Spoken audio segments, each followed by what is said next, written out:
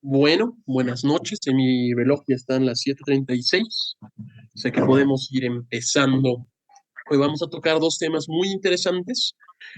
La enfermedad de Crohn. Hay un micrófono, por favor, si lo podemos apagar. Bueno, creo que ya lo han limitado. Bueno, vamos a tocar los temas de enfermedad de Crohn y vamos a tocar igual la isquemia mesentérica. Dos temas muy importantes y aunque no llegan a ser tan frecuentes con los que ya hemos hablado, son muy catastróficos, especialmente el último, donde los pacientes tienen una gran posibilidad, una gran frecuencia de, bueno, un gran aumento en la mortalidad. Son de importancia en ese caso el diagnóstico rápido, el diagnóstico adecuado y bueno, todo el manejo posterior, porque también las cirugías son complejas, especialmente si se prolonga el cuadro y el manejo postoperatorio igual llega a ser bien intricado. Bueno, sin más preámbulo, empecemos con el resumen que les había mencionado del tema que hicimos la anterior semana, perdón, en la anterior clase, el día lunes.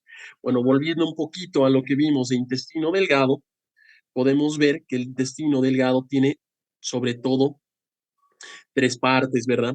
Estas tres partes nos van a dar el duodeno, el yeyuno y el ilion. Por favor, si pueden apagar los micrófonos, así no distraemos a los demás participantes. Gracias. Bueno, el duodeno, que es la primera porción, el yeyuno, que es la segunda porción, y el ilion, que es inmediata posterior, la tercera porción. El duodeno que está comunicado con el antro pilórico. Y bueno, que hay dos partes muy importantes. Una, bueno, hay cuatro segmentos, perdón, el duodeno que tiene dos diferenciaciones en su estructura muy importantes. Una parte que está retroperitoneal y una cuarta porción que está peritoneal. Esto va a ser de mucha importancia en los siguientes temas que vamos a ver. Bueno, el yeyuno, que es inmediatamente posterior al duodeno, que bueno, es un sitio sobre todo de absorción de nutrientes, absorción de carbohidratos, absorción de proteínas y en cierta manera absorción de líquidos de misma forma. Hemos visto que la unión yeyuno-ileal igual es arbitrariamente segmentada, el 40% el yeyuno y el 60% el ilion, ¿no? Bueno, hablando del mismo ilion, ya tenemos a la tercera porción de intestino delgado. Este está encargado sobre todo de sales biliares, la absorción de sales biliares y la absorción de la misma forma de las vitaminas B12 sobre todo, la que está acompañada del factor intrínseco que hemos visto desde la clase gástrica. Bueno, están irrigadas por arterias, quiero que se acuerden, la arteria celíaca, sobre todo en la parte anterior, y mesentérica superior, y en el duodeno distal, y el duodeno distal, el yeyuno y el ilion, están sobre todo dadas por la arteria mesentérica superior. Estas van a ser muy importantes en el tema que vamos a tocar hoy día. Bueno, el drenaje venoso es dado paralelo a las arterias y es dado por la vena mesentérica superior.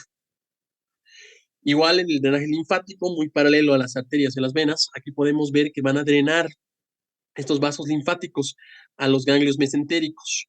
Posterior a eso van a drenar a la cisterna del quilo.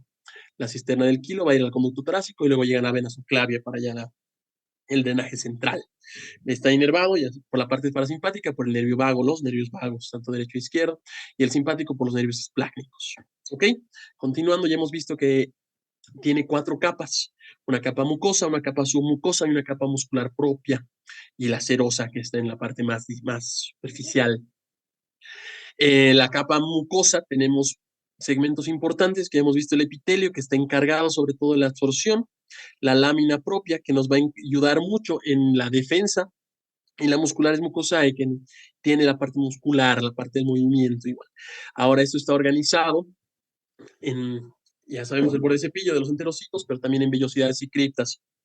Estas vellosidades ya marcadas y las criptas que nos ayudan mucho en la proliferación de las células pluripotenciales que hemos visto, ¿no? Que van subiendo este camino que tarda de 2 a 5 días que hemos visto en la anterior clase. Bueno, los enterocitos que son los que están encargados de la absorción a través de sus microvellosidades, que van a estar encargados de la absorción de agua, en la absorción de electrolitos, en la absorción de lípidos, en la absorción de hidratos de carbono, a través de los diferentes sistemas de difusión pasiva y activa, transporte activo, que hemos revisado en la anterior clase. También hay células de importancia que pudimos ver, las células de Goblet, las células enteroendocrinas, las células de Paneth, las células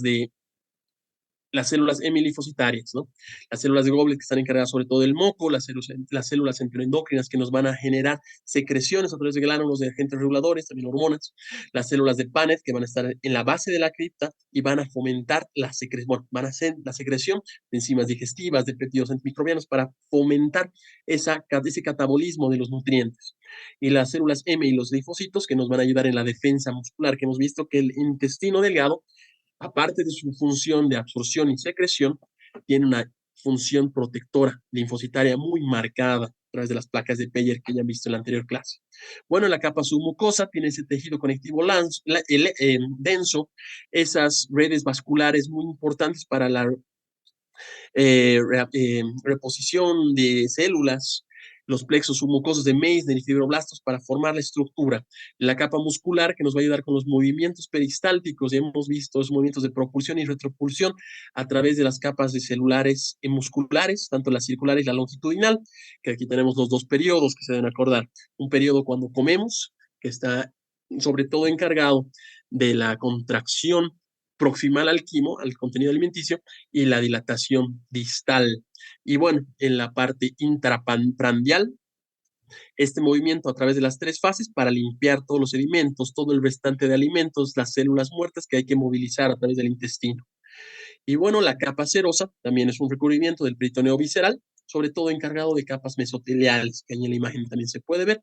La fisiología, que ya hemos tocado en detalle en la anterior clase, cómo está la absorción de esos nutrientes, ese catabolismo de vitaminas, de hidratos de carbono, de proteínas, cómo dividimos las moléculas de cosas de gruesos, de grandes, de cadenas amplias, a lo más básico, a lo más elemental para que pueda ser usado por las células. Como también tenemos esa función de barrera para proteger.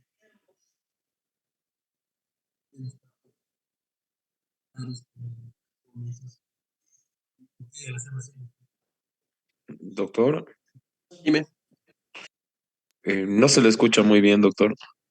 no se me escucha muy bien. Ahora, a ver, déjame intentar un cambio Sí, en sí, la... ahora sí. Entrecortado. Sí, ¿Escucha entrecortado se escucha. entrecortado? A ver, permíteme un segundito. Vamos a intentar hacer este cambio con el manejo. ¿Ahora se escucha mejor? Sí, doctor. Sí, doctor, se Perfecto. escucha mejor. Ahora sí los escucho a ustedes igual. Perfecto. Bueno, continuando con esto, podemos ver cómo esa absorción, esa digestión va a ser ese catabolismo como les digo, de las cadenas grandes, de los objetos, de las macromoléculas, a una micromolécula que puede ser absorbida por el intestino. También tenemos funciones de barrera inmunitarias, como hemos visto de las células T, los antígenos presentadores de...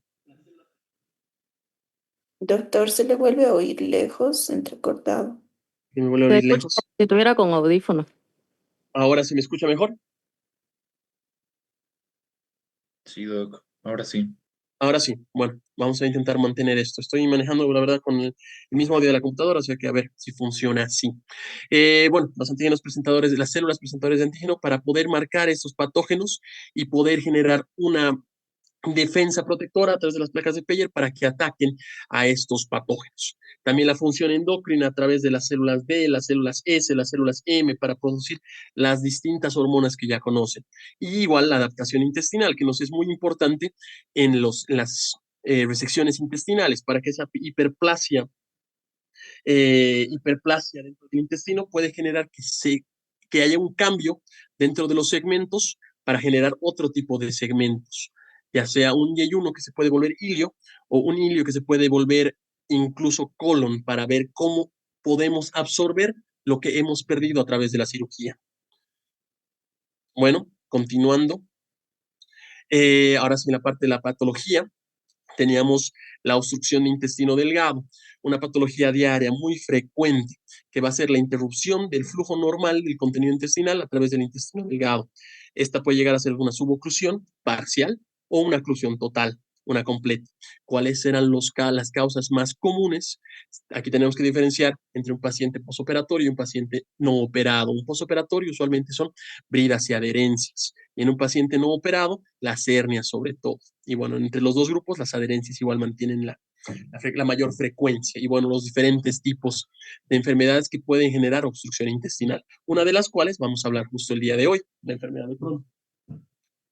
Bueno, la presentación clínica ya hemos visto que aquí hay una diferencia marcada entre los pacientes que están con una obstrucción intestinal estrangulada o una obstrucción intestinal simple, ¿no? Las simples, que son las más comunes, tienen dolor abdominal, cólicos, distensiones abdominales, alteraciones en los ruidos que pueden ser hiperactivos en primera instancia, luego hipoactivos o ausentes, pueden tener levemente una distensión abdominal. Y bueno, si ya llegamos a las obstrucciones complicadas, las obstrucciones estranguladas, ya tiene un dolor que no tiene relación con la clínica del paciente, un dolor no exagerado, sino descompensado, ¿no? También tenemos una decisión más marcada, ya podemos tener signos de peritonismo. Bueno, el diagnóstico clínico se va a basar sobre todo en nuestra anamnesis, preguntar, indagar en el paciente sobre antecedentes quirúrgicos, posibilidades de neoplasias ya diagnosticadas, masas abdominales o alguna otra intervención, usualmente eh, radioterapias, también el examen físico para ver masas, para descartar posibles hernias y ver la parte abdominal, sobre todos esos ruidos, esos ruidos hidroaéreos, esos ruidos intestinales que van a generar esa tonicidad, hiperactivos o alta o tonos de lucha, que también hemos llamado anfóricos, que van a sugerir que estamos frente a una obstrucción. También hay que ver que podemos hablar de las placas de abdomen, estas que nos pueden mostrar esa triada que hemos marcado, esas tres niveles hidroaéreos en tres segmentos diferentes, de 3 centímetros cada uno, una ausencia de aire en colon que también se puede asociar, la tomografía computarizada, que nos es de gran ayuda y es un método de elección para confirmar este diagnóstico, porque vamos a poder ver ese sitio donde está generando la Doctor, no se ¿Dónde? le escucha lejos. ¿Te sigue sin escuchar? Hay un momento de la clase donde se escucha como si se alejaría del micrófono. A ver, permíteme que arregle esta cosa. A ver, otra vez, ¿ahora se escucha bien? Sí, ahora sí. Bueno, intentemos de esta forma. He cambiado ya el aparato. Bueno, como les comentaba, la tomografía computarizada que va a marcar ese sitio de diferenciación, ese sitio donde tenemos el intestino dilatado, la obstrucción y el sitio que está ya eh, contraído porque no hay paso por la obstrucción misma. Igual en la ecografía abdominal que podemos ver diferentes estructuras abdominales, que aquí nos va a ayudar sobre todo en pacientes pediátricos para detectar las patologías que tienen, la intususcepción, estenosis pilórica y una serie de patologías que también se pueden ver. Bueno, ¿qué hacemos frente a estos pacientes? Lo principal es restituirlos, reposicionarlos, restablecerlos de forma clínica, métodos clínicos, medicamentosos, para una posible cirugía o una restitución completa. Esto quiere decir restitución de líquidos intravenosos porque está con una deshidratación marcada por la extravasación de líquido, el secuestro de líquido por la inflamación que estamos presentando. También no hay deposiciones, hay vómitos usualmente que se pierde una gran cantidad de líquido. Descompresión de todo este segmento proximal donde está el estómago para poder liberar la presión en cierta forma y evitar una broncoaspiración. Monitoreo tanto de electrolitos y bueno, de nutrientes, donde se puede ver alguna alteración para evitar complicaciones posteriores. Aquí hemos visto hipocalcemias, hipomagnesemias, hipocalemias, que también pueden estar muy relacionadas. Y ver un tratamiento no quirúrgico en pacientes que tienen una obstrucción, ya sea parcial, que no ha sido, bueno, una obstrucción parcial o una obstrucción no complicada. Eso también tenemos que tener límite de tiempo, que en una diapositiva más vamos a ver. Bueno, cuando hay que entrar a operar, usualmente cuando tenemos una obstrucción total de la luz, cuando tenemos signos de complicación, aquí este dolor que les comentaba, este dolor que también nos va a ser muy útil para el siguiente tema que vamos a tocar en unos momentos, signos ya de peritonismo y signos de shock séptico usualmente, taquicardia, acidosis metabólica, una leucocitosis muy marcada, hipotensiones, y bueno, también hay que ver si es que el tratamiento conservador no funciona entre un día o 2 días, 48 horas, es indicación igual de un procedimiento quirúrgico. Bueno, ya hemos visto las posibles complicaciones, que a través de la obstrucción y la falta de vascularidad de ese segmento del intestino, llegamos a la isquemia posterior necrosis, y esta necrosis que genera un segmento de debilidad que puede ser perforado del intestino.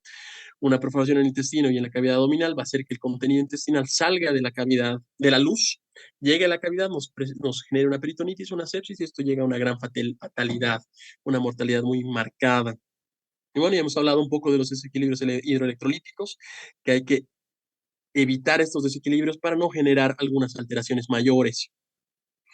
Bueno, en el postoperatorio, una vez que hagamos la cirugía, si es que llegamos a hacerla, hay que hacer una reintroducción gradual de la dieta, una monitorización de cómo está el intestino, a través de evidenciar signos clínicos, ya sea ausencia de náuseas, ausencia de periodos eméticos, van a disculpar, ausencia de expulsión de gases por vía oral, una mayor presencia de ruidos hidroaéreos, presencia de flatos, hemos visto canalización de gases en nuestro medio, y catarsis. Y bueno, también prevenir complicaciones quirúrgicas, que esto es una buena técnica quirúrgica adecuada, va a poder protegernos de posibles futuras complicaciones. Y también el uso de hialurano nos puede ser muy útil, sin embargo, eso es un poco difícil en nuestro medio. Una vez más, repasando cuáles son los más comunes, hay que estar muy atento de las adherencias, que son la causa más común, y esto se hace a través de limitar el alcance quirúrgico que tenemos, invasivo, y limitar la intervención quirúrgica, no tocar más de lo que tenemos que tocar.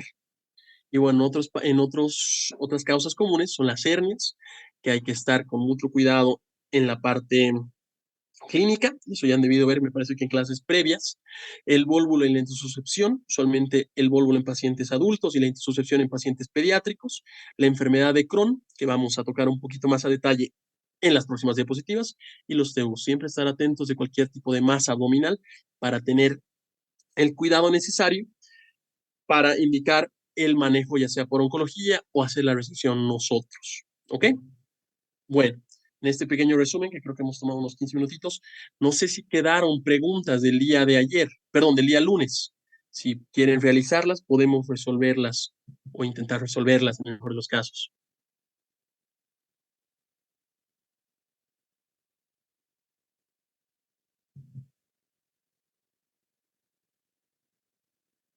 En el chat si hay algo mayor. No, creo que no. A ver, si se escucha, aumente el volumen. No, perfecto. Entonces no hay ninguna por el momento. Igual vamos a aprovechar porque los dos temas que vamos a tocar son amplios. Muy bonitos, muy amplios, así tampoco los hago quedarse hasta muy tarde. Bueno, toquemos un pequeño caso clínico.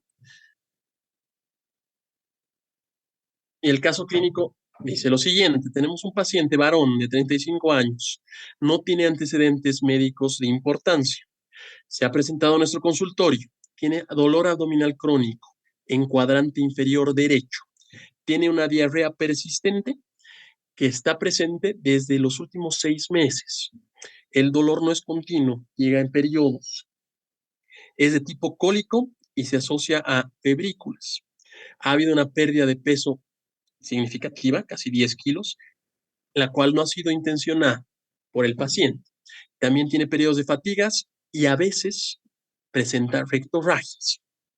Bueno, hacemos el examen físico del paciente y hemos encontrado un abdomen blando. No hay signos de peritonismo, sin embargo, tiene una hipersensibilidad en el cuadrante inferior derecho. ¿Ok? Y hay una masa, se puede sentir una masa palpable. Hemos pedido los laboratorios y las pruebas imagenológicas correspondientes, una colonoscopía sobre todo, ya que hemos encontrado un signo muy característico que nos ha llamado la atención, el signo de empedrado en ilion terminal. Esta parte del ilion terminal igual se van a acordar, es bien importante. Hemos sacado una biopsia a través de la colonoscopía donde hemos encontrado granulomas no caseificantes en la mucosa intestinal. Con eso podemos ver que no estamos descartando un posible cuadro de TB. Los laboratorios tenemos una anemia de 11 gramos sobre decilitro, un hematocrit igual bajo, leucocitosis, una proteína C elevada, se nos está marcando una inflamación aguda, albúminas igual levemente bajas, una calprotectina fecal elevada. Esto sí, debo decirles que no es muy común encontrar en el medio, pero bueno, está elevado, que igual vamos a ver por qué estamos tan elevado. Y en la tomografía vamos a encontrar un engrosamiento de la pared intestinal con una masa inflamatoria en ilion terminal y hay presencia de signos de absceso. ¿Ok? Bueno, una vez que acabemos el cuadro, me van a contar qué opinan del caso clínico. Una vez que acabamos el temita de enfermedad de Crohn, van a explicar qué opinan del caso clínico y de esos datos que hemos subrayado. Bueno, empecemos con el tema. Enfermedad de Crohn. Interesante que está englobada en las enfermedades inflamatorias intestinales. Tiene su compañera, sin embargo, eso me parece que lo vamos a avanzar un poquito más adelante, la colitis ulcerosa. Bueno, ahora hablando específicamente de la enfermedad de Crohn, vamos a ver que es una enfermedad inflamatoria transmural, ¿ya? Eso, por favor, acuérdense, ¿qué quiere decir transmural? Que afecta todas las capas, que puede afectar todas las capas del intestino. Esas 4 capas que hemos visto en la clase anterior pueden estar tomadas por esta patología. Idiopática, que aún lamentablemente no tenemos una causa a ciencia cierta. Hay teorías, hay hipótesis que vamos a tocar en un momento, pero no se sabe a totalidad cuál es el causante. Y crónica, que esto es progresivo en el tiempo. Ya van a ver en la fisiopatología cómo van afectándose los signos en el intestino, los daños en el intestino y van aumentando, van complicándose, agrandándose y pueden llegar a las complicaciones grandes que vamos a ver. Y bueno, tiene una lesión en saltos. Esto igual es muy importante. Un poquito más adelante vamos a ver ese patrón de adoquinado, ese patrón empedrado. Y algo también que lo diferencia de su compañera, de su hermana, me gusta decir, es que puede afectar todos los segmentos del tracto alimenticio, desde la cavidad oral hasta la cavidad anal. Mucho más común en ilion y en colon. Eso también. Buenas noches, disculpe que le interrumpa, pero aún ¿No se escucha? yo que se corta la explicación que usted da como si se alejara del micrófono. Ahora, realmente no sé qué más puedo modificar. Lo voy a intentar hablar más cerca al micrófono. ¿En qué parte se cortó? Lesiones en salto, ¿verdad? Sí, en lesiones en salto. Perfecto. Bueno, volviendo a recapitular. Como les digo, espero que también tengamos un poquito más de tiempo. Si pasara esto, me vuelven a decir y podemos volver a repasar hasta que no pase algo. Creo que estoy con dificultades con el hardware, pero bueno, vamos a solventarlas, ¿no? Las lesiones en salto pueden afectar esa forma de empedrado, van a afectar diferentes segmentos de la mucosa intestinal, no una línea continua, que esto la va a diferenciar de su enfermedad hermana, la colitis ulcerosa, como ya estábamos viendo, la colitis ulcerativa. Y bueno, también puede afectar todo la longitud entera del tracto alimentario, del tracto intestinal, desde la boca hasta el ano. Esto igual es una diferencia muy grande de la colitis ulcerativa, ya que esa solo maneja colon sobre todo. ¿Ok? ¿Dónde pasa usualmente? Es en la ilitis terminal, en el ilion terminal y en el ciego, en el colon proximal igual, sobre todo en el grueso, pero puede afectar toda la longitud del intestino.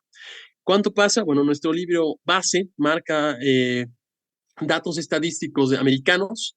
Lamentablemente nuestros estudios no son tan completos como para poder competir con estos datos, pero bueno, igual son los que a veces preguntan en los exámenes de residencia, se manejan frecuentemente en países de tercer mundo, en países de primer mundo, en países desarrollados, tiene eh, una mayor relación al nivel socioeconómico. Es más frecuente en mujeres que en hombres y se diagnostica en estas 2 etapas de la vida, en la tercera década y en la sexta década. O sea que usualmente vienen en pacientes con 30 años sobre todo y tiene un segundo pico a los 60 años. Puede estar relacionado mucho con factores genéticos que vamos a tocar en un momento y también con ambientales. Algunas infecciones bacterianas se cree que son las que generan esta patología o que pueden catalizar esta patología. Tienen una relación genética muy marcada, como pueden ver en pacientes de primer grado. Si tu papá, tu hermano tiene patología inflamatoria intestinal, tú también estás mucho más predispuesto a esta patología, casi 15 veces más. Y bueno, si tienes antecedentes familiares, 20% más. El nivel socioeconómico, como ya hemos visto, es de mayor riesgo y la lactancia materna te protege a esta patología. El tabaquismo es asociado a mayor riesgo de presentar la patología y de presentar complicaciones que lleguen a requerir cirugía. Bueno, continuando. ya vamos a entrar a la fisiopatología. Como les comentaba, hay dos hipótesis grandes.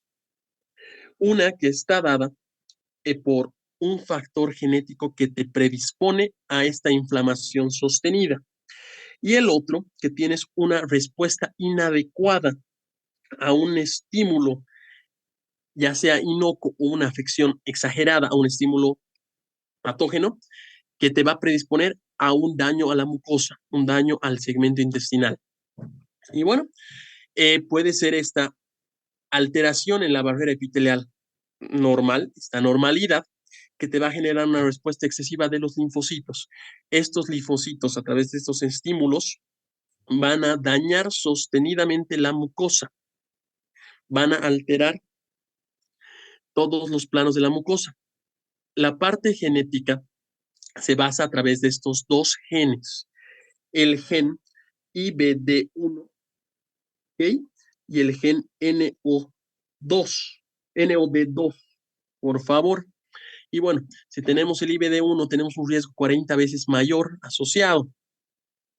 Y si tenemos el NO2, nos va a afectar inmediatamente en la respuesta innata inmediata. Como les digo, esta parte sí tiene mucho que desarrollarse más y esto es lo que nos pide el Schwartz que sepamos.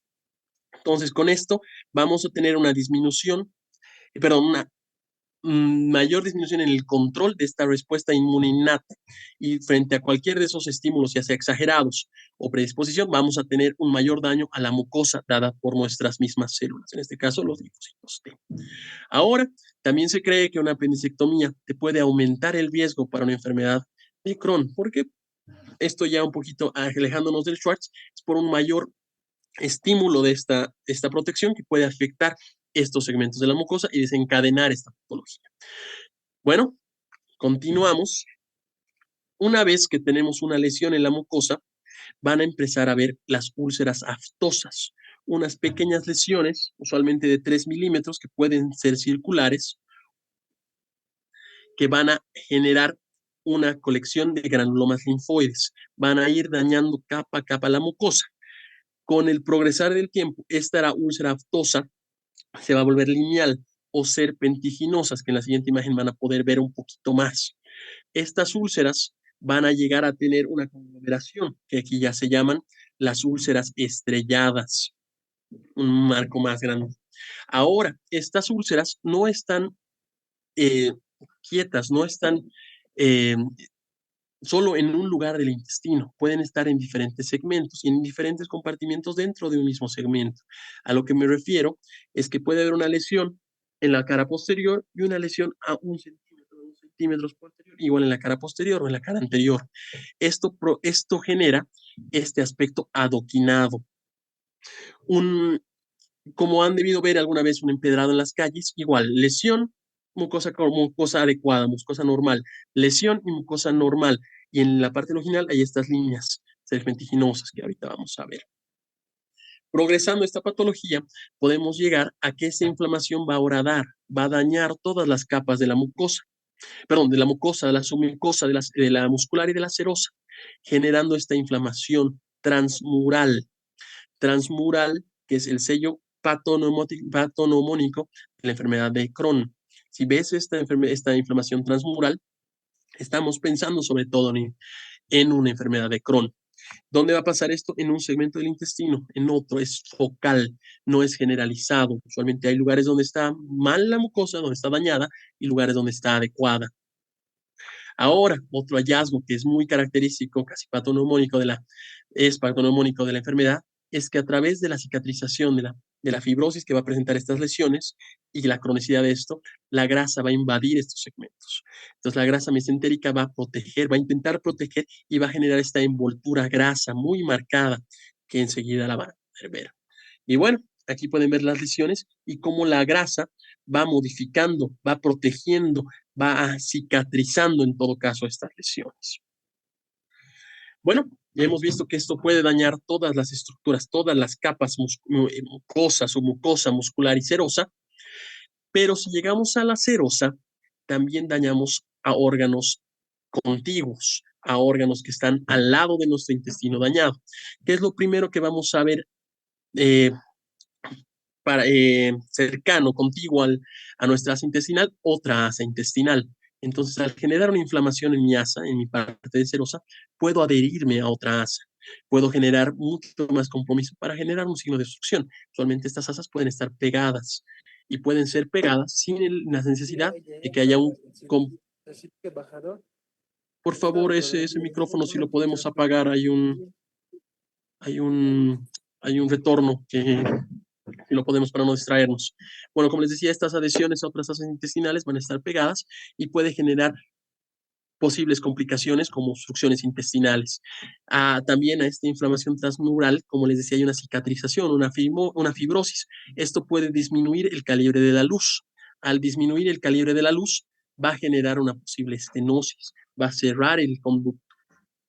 A esto también se puede generar la posibilidad de generar abscesos intraabdominales por una translocación bacteriana dentro de la cavidad.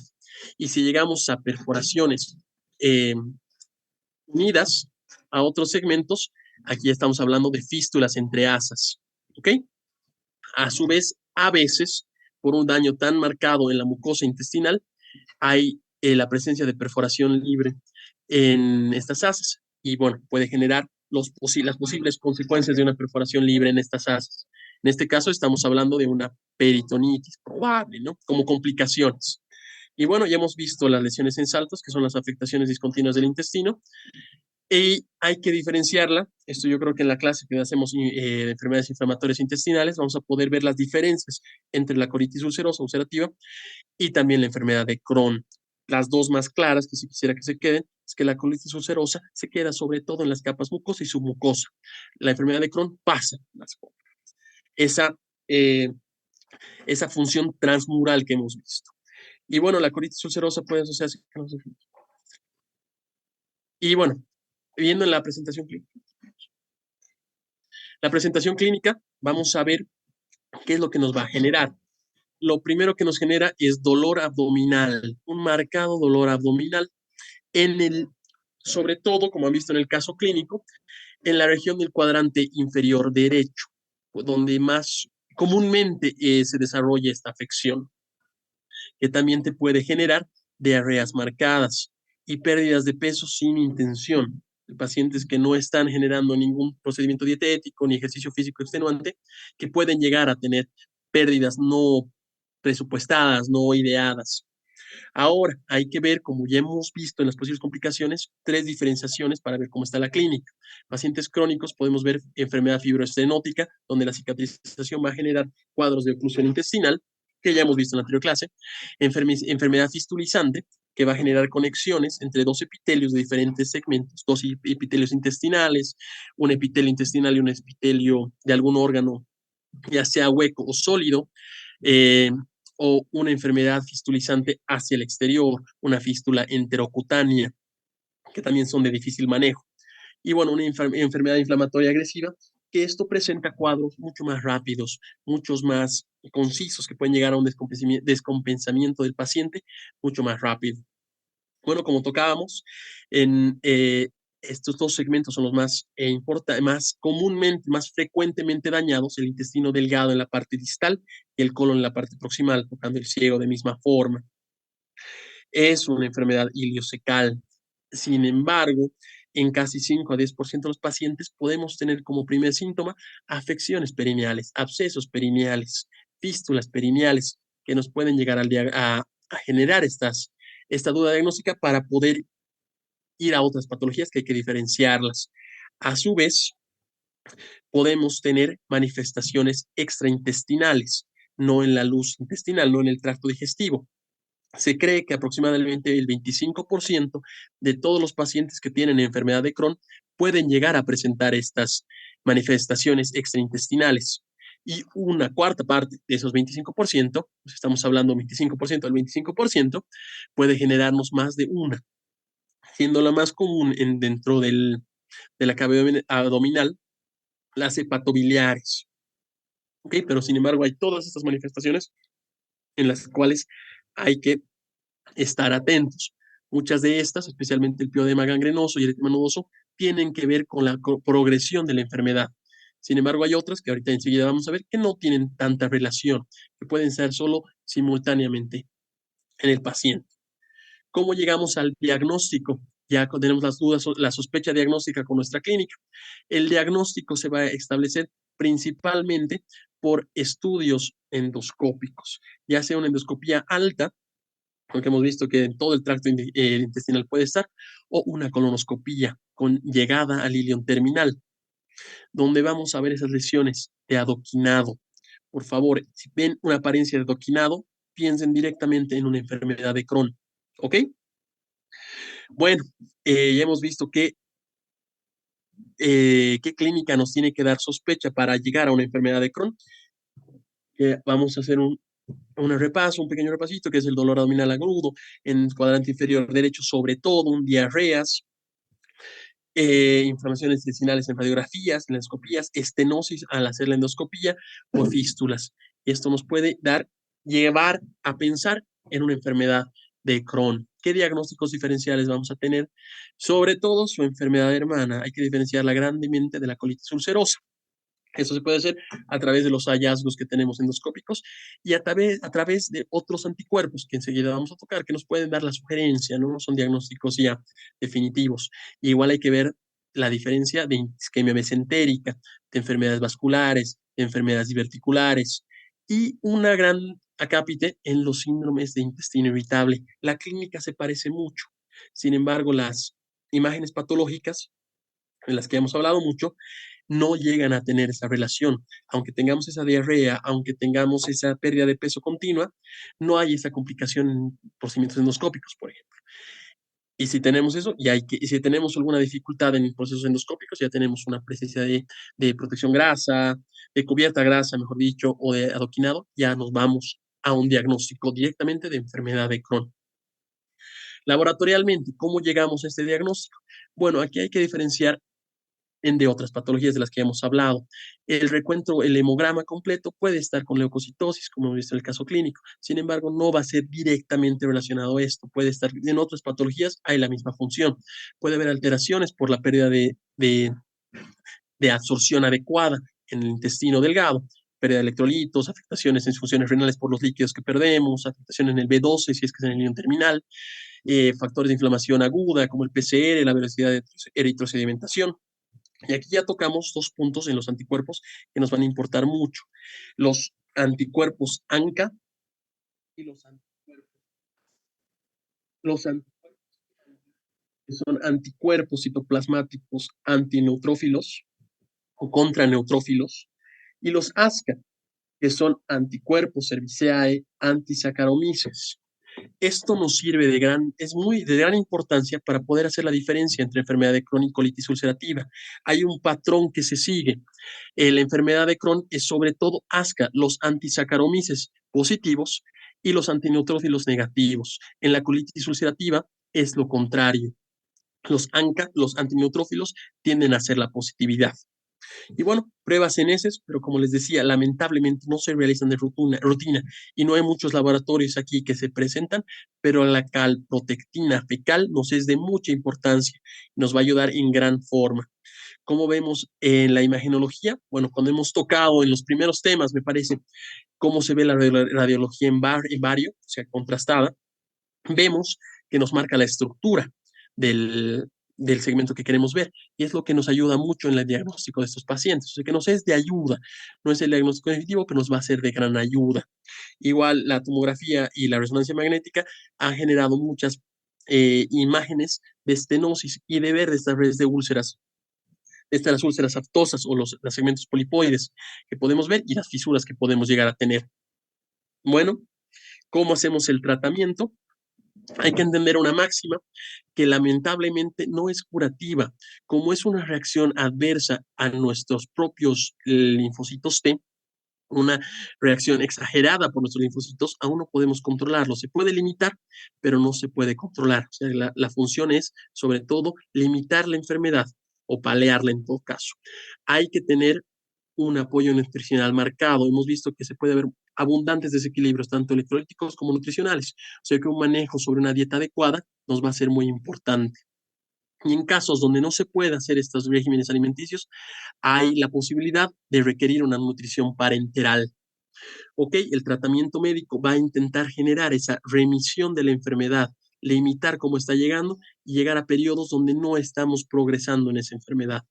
Y hay un tratamiento quirúrgico, que enseguida vamos a ver, que se va a reservar para casos específicos. Hay indicaciones marcadas donde el tratamiento médico no llega o la enfermedad es demasiado agresiva, que tenemos que hacer un corte actual. Bueno, hay un índice que espero que lo busquen, se llama el índice de actividad de Harvey Bradshaw, que lo va a separar la enfermedad entre asintomática, leve, moderada y grave. Se marca igual en Schwartz que leve y moderada puede ser incluso manejado ambulatoriamente con los medicamentos adecuados, que enseguida vamos a hablar, pero de forma domiciliaria. Si es ya una enfermedad grave o fulminante, sí vamos a requerir una internación. Y bueno, hay dos formas de dar estos fármacos. Yo personalmente soy partidario de la de aumento, pero vamos a hablar de ambas. Una de arriba abajo, quiere decir un control exhaustivo. Vamos a cargarlo de medicamentos. Vamos a darle todas las líneas que podamos para generar remisión y ir bajando la dosificación o ir bajando escalones en nuestro tratamiento. Y en aumento es ir en progresión de la enfermedad. Si no funciona, vamos a un escaño más. Si no funciona, damos un escaño más, hasta poder generar esos ciclos de remisión. Y bueno, ¿cuáles son los tratamientos adecuados? Usualmente se tiene que dar complementariamente tratamiento antibiótico para proteger de alguna complicación infecciosa, usualmente los abscesos. Y si es una enfermedad perianal, se da tratamientos usuales para fístulas perianales o abscesos perianales. Aquí podemos dar metronidazol o ciprofloxacino para evitar algún daño mayor en el colon. Bueno, ahora sí, en los que nos van a ayudar para la patología, se da sobre todo el ácido 5-aminosalicílico, la mesalamina. Este tratamiento se lo puede mantener usualmente en pacientes ambulatorios, leves, incluso en moderados, para poder generar esa remisión. Ese tratamiento puede ser por vía oral para generar una acción local donde está dañando donde se está haciendo esas lesiones, esos daños. Si no hubiera respuesta, se puede asociar un tratamiento por vía oral de corticoides. Usualmente la primera en línea es la budesonida, perdón. La budesonida igual se puede asociar a la mesalamina intentando generar esa remisión de corticoides, perdón, de esa remisión de la patología. Hay casos en los que por dificultad de encontrar la budesonida se tiene que usar prednisolona. Ahí se puede utilizar igual en ciertos casos, buscando siempre la primera línea con mejor uso. En enfermedades graves ya se tiene que dar los corticoides por vías endovenosas. Si no hubiera recuperación, se tiene que usar ya inmunomoduladores. La cetoprina de tiopurina, también se conoce como 6-mercaptopurina, es la primera línea, la que más nos va a ayudar. ¿Por qué? Por la no ausencia de posibles complicaciones en otros órganos, sino menor cantidad a su alternativa, que es el metotrexato, que se tiene que tener mayores controles en todos los segmentos. Y en tratamientos biológicos, ya como una última línea, tenemos el infliximumab, que es un anticuerpo anticlonar, el factor necrosis alfa. Esto nos ayuda a limitar cómo el cuerpo empieza a dañar, cómo esos linfocitos T empiezan a dañar la mucosa. Esto sí hay que tener mucho cuidado, tanto los inmunomoduladores y los tratamientos biológicos, de tener alguna afección sistémica dentro del organismo. Estos dos de los que estamos hablando no se pueden dar si tenemos un absceso peritoneal, si tenemos una posible fístula o una posible perforación, para generar más daño que bien. O sea que hay que ir controlando todas estas patologías para poder dar el tratamiento más adecuado al paciente. Ahora, como les comentaba hace un momento, tenemos la posibilidad de llegar al procedimiento quirúrgico. ¿Cuándo se hace? En estos tres casos. Cuando estamos frente a una enfermedad grave, hay un megacolon tóxico, que es un poquito más raro, una colitis por Crohn, una afección generalizada de todo el colon secundaria a esta enfermedad. En estos casos, usualmente se tiene que llegar a una resección intestinal ya es por procedimiento quirúrgico. Ahora, cuando estamos iniciando el tratamiento médico, hay estos tres factores que nos van a generar un fracaso del tratamiento médico. Una vez que empezamos los tratamientos y tenemos un tratamiento corticosteroide prolongado y los síntomas siguen persistiendo, siguen manteniendo dolor, siguen manteniendo diarreas, siguen manteniendo esas alteraciones hidroelectrolíticas, esas pérdidas de peso, hay que darle el tratamiento, hay que darle la opción quirúrgica. Si incluso a dosis altas de mis esteroides, cuando yo empiezo a remitir la enfermedad y empiezo a reducir mis dosis, vuelve a generarse la enfermedad. Hay una recurrencia de síntomas. Ok, eso también es una complicación, una necesidad de hacer procedimiento quirúrgico. Y bueno, complicaciones inducidas por mis medicamentos. Como han debido ver, hay múltiples medicamentos que tienen reacciones en otros síntomas, en otros órganos del cuerpo. Y si empezamos a tener complicaciones por estos, hay que parar el tratamiento médico y ofertarle una posibilidad quirúrgica a nuestro paciente. Otro motivo de indicación quirúrgica llegan a ser las complicaciones de las enfermedades, de esta enfermedad, como ya hemos visto, la obstrucción, la perforación, fístulas que pueden ser complicadas con cavidad intermedia, con múltiples trayectos fistulosos, hemorragias digestivas, tanto altas como bajas, y bueno, hay que descartar la posibilidad de que sea un tumor. Bueno, como han visto, esta cirugía la vamos a reservar para la dificultad de progresar en el tratamiento médico.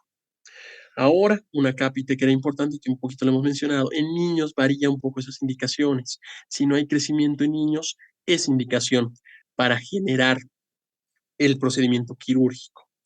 Bueno, ahora, ¿cuál es lo más común que vamos a tener? Las obstrucciones. Dentro de las obstrucciones, al entrar en la cirugía, usualmente encontramos las otras complicaciones, los otros niveles que hemos visto en la posible clínica, ya saben, los fistulosos o los perforantes. Y en esto podemos llegar a tener abscesos no diagnosticados o fístulas no diagnosticadas que tenemos que hacer uso, tenemos que hacer control de estos. Usualmente una resección del segmento afectado y en el absceso un drenaje. Bueno, en casos de abdómenes agudos, donde es la ilitis sobre todo, no es adecuado generar una resección total del ilion. Hay que tener segmentos de protección, ¿ok? Y se recomienda, en casi todos los casos, que el apéndice se retire, ¿ok? A excepción que haya una afección, sobre todo en el ciego, en la comunicación del apéndice y el ciego, que va a generar que no se pueda realizar esto sin un daño mayor. Como han visto que la enfermedad puede ser dada en todos los segmentos del intestino, hay que revisar todo el intestino por estas lesiones en salto que ya hemos tocado. ¿Qué se va a hacer? ¿Qué se va a realizar? Bueno, sobre todo vamos a hacer una resección intestinal segmentaria del segmento dañado o el segmento más dañado de la enfermedad. Ahora, en algunos de ustedes que tal vez han podido hacer una resección intestinal, hay que dejar márgenes de seguridad. Ha habido estudios americanos que no encuentran diferencia entre márgenes de 2 centímetros o 12 centímetros, o sea que se puede sacar un margen limitado, en este caso 2 centímetros como un límite menor, para no generar más daño y no sacar segmentos de intestino que pueden generar un mayor daño en la absorción de los nutrientes. ¿Ok? Bueno, se puede hacer con sutura mecánica o sutura manual, no hay diferencia, una sutura endoscópica, no se han encontrado diferencias. Ahora, si tenemos un paciente con una lesión fibrosa, una lesión obstructiva, usualmente se hace estenoplastías. Las dos que ven en las imágenes, bueno, ya las hemos tocado un poquito en estómago, pero son dependiendo de la magnitud de la lesión, de la obstrucción. Si tuviéramos una obstrucción menor a 12 centímetros, se puede hacer la primera, que es una Heineke-Mikulitz, que es una sección transversal y una sutura longitudinal para no generar una mayor estenosis. Y si es una sutura mayor de 2 centímetros, pero hasta 25 centímetros, se puede hacer una estenoplastía tipo Finney, que es una sección en arco del intestino generando ese doblez y una sutura en doble línea para poder generar un mayor sitio de absorción y no generar esa estenosis. Esto no se realiza otra vez si encontramos signos de fístulas o signos de abscesos. ¿Ok? En caso de esto, en caso de que tengamos abscesos o fístulas, tenemos que hacer un bypass de ese segmento gástrico. Se lo pasa, se lo evita el segmento gástrico y se va a otro segmento gástrico que no haya esta afección. Bueno, esta parte de los resultados son cómo tenemos las tasas de complicaciones. Igual en su Schwartz a veces llegan a hacer estas preguntas en la residencia. Son estudios americanos, o sea que mucho de nuestra realidad no se puede asemejar, pero llegan a que hay una tasa de complicaciones hasta del 30%. ¿Cuáles son las más comunes? Infecciones de heridas, abscesos intraabdominales, fugas anastomóticas, porque la cirugía tiene su complejidad. Cualquier anastomosis tiene su complejidad. Si es por resolución endoscópica, hay una recurrencia. Casi puede llegar hasta el 85% a los 3 años. Y una recurrencia clínica con tratamiento, solo con tratamiento clínico, puede llegar hasta los 94%. En casi el 33% de los pacientes podemos llegar a necesitar una reoperación. Y bueno, como han visto, el tabaquismo sí es importante, o sea que en pacientes que ya han tenido esta patología hay que insistir en que dejemos de fumar. Bueno, en todos, por favor, pero si ya tienen la patología, más. Ahora, bueno, hay una serie de preguntas, igual si pueden, si tienen algún comentario, nos pueden realizar ahora, pero me han solicitado igual instaurar otra mecánica más. En las últimas diapositivas he adjuntado preguntas que han pasado en residencias previas, en exámenes de residencias previas. Ya están con sus respuestas, pero nos van a servir para poder ver por qué es ese motivo. Tenemos ahí también el justificativo. Empezaremos con las preguntas. Si tienen alguien una pregunta, igual puede hacerse escuchar. Voy a leer la pregunta y por favor el que quiera puede responderlas. ¿Cuál es la característica distintiva de la enfermedad de Crohn en la colonoscopía? B, doctor. Muy bien, la inflamación segmentaria con áreas de mucosa normal. Aquí el único que nos puede estar haciendo un poco de confusión es el A, ¿no? Pero el A hemos visto que si tiene inflamación continua, que eso no genera en la enfermedad de Crohn, que eso genera en la colitis ulcerosa, ¿no? Muy bien. ¿Cuál de los siguientes hallazgos histológicos es más característico de la enfermedad de Crohn? Estaba en sus primeras diapositivas. B, inciso B. Granulomas. Perfecto, los granulomas no calcificantes, ¿verdad? Que esto nos va a ayudar a diferenciarlas de las tuberculosis, si son calcificantes. Continuando. ¿Cuál es la complicación más común asociada con la enfermedad de Crohn?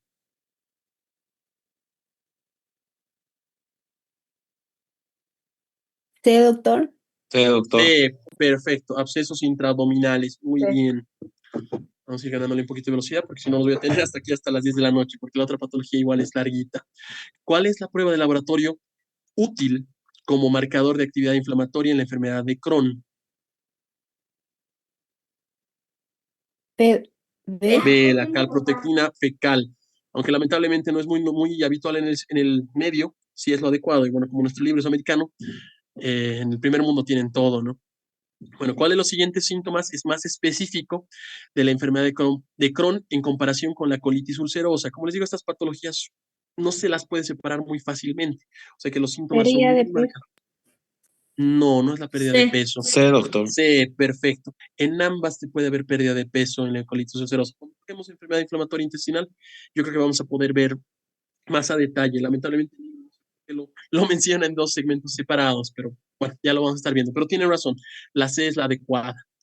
¿Cuál es la indicación principal para terapia biológica en la enfermedad de Crohn? C. C, doctor. Efecto, la enfermedad refractaria al tratamiento convencional. Bueno, ¿cuál de los siguientes factores no está típicamente asociado con un mayor riesgo de desarrollar enfermedad de Crohn? La B, doctor. No, las antecedentes familiares sí están más bien. Uso de Mucha AINES. carga genética. El uso de AINES también está por la posibilidad de generar D. D. La dieta alta en fibra, más bien es protectora, incluso en algunos casos. ¿Cuál es el propósito de la calprotectina fecal en el seguimiento de las enfermedades de Crohn? Bueno, eso C, les ayuda doctor. un poquito. Sí, muy bien. Monitoriza la actividad. Esa sí pensé que no le iban a llegar. Bueno, ahora acomodando a lo que hay en las preguntas previas, en el examen de la residencia del 2021, también esto quiero que vean cómo son las posibles preguntas que van a tener en su examen. ¿Qué manifestaciones patológicas es específica de la enfermedad de Crohn? Ahí ven que la inflamación transmural y focal del intestino es la más marcada. Vayan conociendo este tipo de preguntas porque son las que les van a hacer. Como les digo, las preguntas no llegan a ser totalmente complicadas, solo la pregunta, pero la totalidad de los temas que tenemos que tocar, tanto de cirugía, ginecología, pediatría y medicina interna, hacen esa dificultad. Bueno, ahí están los motivos de la justificación. Ahora sí quisiera que esta la podamos ver otra vez. ¿Cuál es la característica patológica que destaca en la enfermedad de Crohn? Como ya hemos visto, es desde la residencia de 2020. igual la inflamación transmural y focal del intestino. En el 2023 pregunta algo muy parecido. La enfermedad de Crohn es una enfermedad inflamatoria transmural idiopática crónica con lesiones en saltos que pueden afectar cualquier parte del tracto alimentario. Bueno, esto lo vemos por dos motivos, ¿no? Primero, porque es la parte transmural, es idiopática, afecta el tracto alimentario. Y bueno, algo que aprendí en la universidad cuando pasé es que siempre la más larga siempre tiene algún motivo de ser la correcta, ¿no? Bueno, espero que en esa no me hagan caso totalmente, a veces varía. No sé si tienen alguna pregunta antes de empezar isquemia mesentérica, que es otro tema muy bonito igual.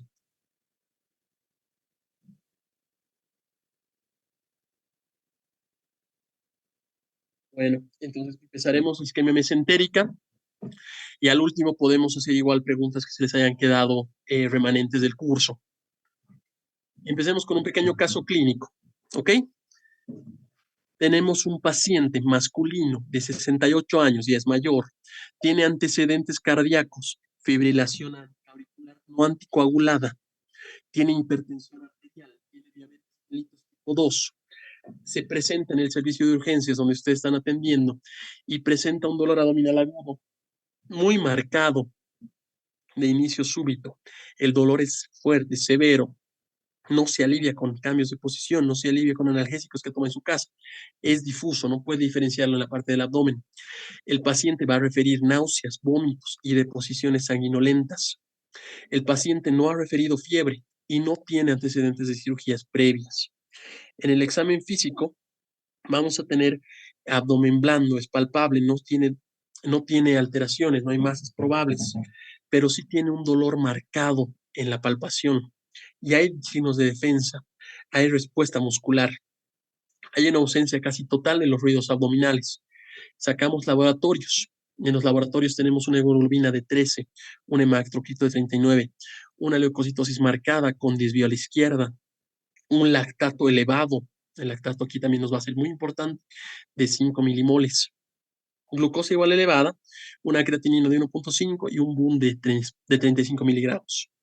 En las placas de rayos X no podemos encontrar mucho, sin embargo, en la tomografía encontramos dos signos que nos están llamando mucho la atención. Hay una reducción de flujo sanguíneo en la arteria mesentérica superior y hay un engrosamiento de las paredes intestinales, hay una neumatosis intestinal. Bueno, igual me van a decir que comentan del caso clínico en un momento. Empecemos con la isquemia mesentérica aguda. Bueno, la isquemia mesentérica se presenta de dos formas clásicas, ¿ya? La parte aguda y la parte crónica. En la parte aguda tiene 4 tipos de etiologías, 4 tipos de mecanismos que pueden generar el émbolo arterial, la trombosis arterial, el vasoespasmo y una trombosis venosa. El émbolo arterial es el más común, llega hasta el 50% de los casos en los que tenemos una isquemia mesentérica, ¿ok? Esto es dado, como en el caso clínico, a través de afecciones cardíacas, usualmente pacientes que están sufriendo Doctor, se de pierde su voz. Otra vez, ahí está mejor. Ahí Sí, vamos doctor. mejor. Perfecto. Bueno, como les comentaba, son usualmente pacientes cardiópatas que han tenido afecciones, ya sea un infarto agudo de miocardio hace poco tiempo, fibrilaciones auriculares, fibrilaciones ventriculares, lesiones valvulares, y de ahí se va a generar esa afección, ese émbolo. ¿Ok? Usualmente hasta el 95% el 95% de los pacientes han tenido un antecedente de alguna enfermedad, una cardiopatía. Y bueno, aquí vamos a tocar las 3 ramas importantes en las que se va a basar todo esto, en las que puede generar el daño, ¿ok? La arteria celíaca, como pueden ver, sería este segmento, la arteria mesentérica superior y la arteria mesentérica inferior, que más o menos se ven por aquí. Estas van a ser las que van a generar, donde se va a generar el daño principal en estas 4 visiones. Y bueno, en el embolismo arterial, sobre todo, va a estar dado por la arteria mesentérica superior, sobre todo. ¿Ok? Ok. Bueno, en la trombosis arterial, esto es generado por una lesión arteriosclerótica. Esto ya es patología un poquito más crónica que empieza a generar trombos, como lo pueden ver aquí en la imagen. Esto va a generar una oclusión marcada que va a llegar a tener ese trombolismo. ¿Okay? Va a generar un daño mayor en las ramas proximales de las tres arterias que ya hemos mencionado. El vasoespasmo es una isquemia que no va a tener un mecanismo de oclusión, no va a tener ni un trombo ni un émbolo. Esto está dado usualmente por pacientes que ya están en patologías previas con mucho daño, en pacientes que están en terapia intensiva, por el vasoespasmo, por la misma musculatura de la región vascular, que va a generar una disminución en la luz, como pueden ver en esta imagen, sin necesidad de un objeto, de una obstrucción mecánica que esté generando esto. ¿Ok? Y la trombosis venosa, esto está dado sobre todo por trastorno, el primer caso de la trombosis venosa no se ha identificado, es criptogénica. Aún no se ha podido diferenciar por cuál es el motivo. Y en una trombosis venosa secundaria es por trastorno de la coagulación, solamente en pacientes que tienen estas patologías ya en la familia. Y bueno, esto va a afectar sobre todo la vena mesentérica superior en el gran grueso de los casos, en el 95% de los casos. Ahora, la fisiopatología va a marcar, tenemos la oclusión del vaso arterial, ya sea en el segmento donde esté afectado. A las 3 horas, esta oclusión va a generar una isquemia y una necrosis. Esta necrosis va a generar un desprendimiento de la mucosa en la misma luz, lo que nos va a dar diarreas sanguinolentas. ¿Okay? A las 6 horas ya va a haber un infarto total del espesor del intestino. Así que siempre acuérdense de estos dos horarios, de las 3 y las 6 horas, que son tiempos marcadores temporales muy importantes para esta isquemia. Pasando esto, ya llegamos a la isquemia mesentérica aguda. Ahora vámonos a la otra posibilidad, la isquemia mesentérica crónica. Los 3 vasos que les he comentado, tanto la arteria celiac, la arteria mesentérica superior y la arteria mesentérica inferior, tienen una gran cantidad de colaterales, de redes arteriales dentro del intestino. Algunos deben conocer los arcos de Drummond, los arcos de Riolano, las arterias serpenteginosas. Estas pueden llegar a compensar la irrigación de diferentes segmentos porque tienen conexiones dentro del intestino. En una patología crónica, estas arterias empiezan a ganar más luz, empiezan a generar más vascularidad. Si las arterias principales, cualquiera de esas 3, va a generar un cierre, va a generar una oclusión. O sea que van a generar una compensación de esto. Al generar esta compensación, la clínica es un poquito más insidiosa. No permite un dolor abdominal tan marcado, una distensión tan marcada y unas complicaciones tan marcadas. Hay que tener mucho cuidado en estos diagnósticos. Y bueno, es una cronicidad, o sea que rara vez puede llegar a este infarto intestinal. Sin embargo, sí llega. ¿Ok? Aquí marcamos una máxima entre las dos, que refiere Schwartz que si tenemos 2 de estas arterias, la celíaca, la mesentérica inferior, ocluidas, ya llegamos a esta patología, tanto a la aguda y a la crónica. Podemos tener una libre para generar estas colaterales, pero ya tenemos todo el daño generado. Y bueno, en la trombosis venosa crónica puede afectar las venas portales, las venas esplénicas, llevar hipertensión portal. Vámonos ahora sí al diagnóstico clínico. En la isquemia mesentérica aguda, ¿cómo nos llega el paciente? ¿Cómo van a atenderlo en emergencias? Porque esos pacientes difícilmente se los ven en consultorio externo, usualmente llegan ya al servicio de emergencias. Tiene este dolor abdominal severo, marcado, desproporcionado. El paciente te llega con un dolor a las lágrimas. Sin embargo, el examen físico no logras encontrar por qué. O si logras encontrar por qué, una afectación no correlaciona con el nivel de dolor que tiene. ¿Ok? El dolor es de tipo cólico, por lo que está relacionado con una víscera hueca. Y también es sobre todo intenso en el mesogastrio. Algunos hablan del hemiabdomen medial. Esa terminología para mí no está muy adecuada. Más bonito mesogastrio, ¿no? Puede estar asociado con náuseas, con vómitos, con diarrea. ¿Ok? En caso de que tengamos una complicación, ya podemos pensar en los signos que tienen esas complicaciones. Si ya tenemos una perforación, Podemos pensar en aire, en cavidad, o sea, una distensión abdominal marcada, una dilatación de las asas que también me puede generar una distensión abdominal, signos de peritonismo, y ya sea signo de rebote, un llenado de muci generalizado, y por el espelecamiento de la mucosa, ya también a veces tenemos heces con sangre, que en nuestro caso clínico teníamos. ¿Ok?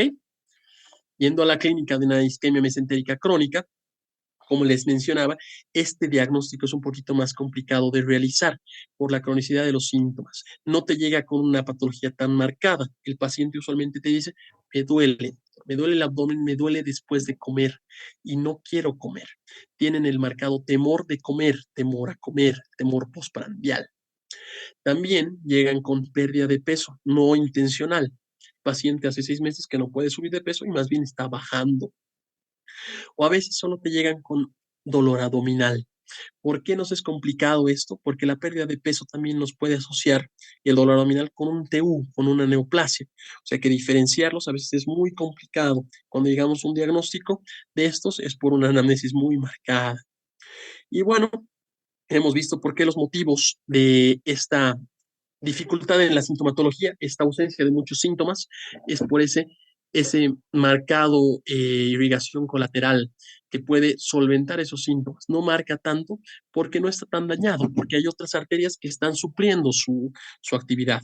También puede haber por una hipertensión portal varices esofágicas que no pueden generar sangrados activos, sangrados por vía oral, sangrado, hematemesis, hemorragias digestivas altas, que usualmente no son muy marcadas. Y en muchos casos llega a ser una patología de un hallazgo incidental. Hemos entrado a operar por alguna otra patología y vemos signos raros en el intestino, áreas de isquemia, áreas de incluso necrosis o alguna afectación en la vascularidad, que podemos llegar a necesitar un tratamiento a la isquemia mesentérica aguda. Bueno, ¿cómo hacemos el diagnóstico fuera de la clínica? ¿Cómo llegamos a este diagnóstico? Laboratorialmente tenemos muchas dificultades porque no hay un laboratorio específico para esto. Podemos tener hemoconcentraciones y leucocitosis por la inflamación marcada que hemos tenido. Podemos tener una acidosis metabólica, que aquí vamos a ver un aumento del lactato marcado.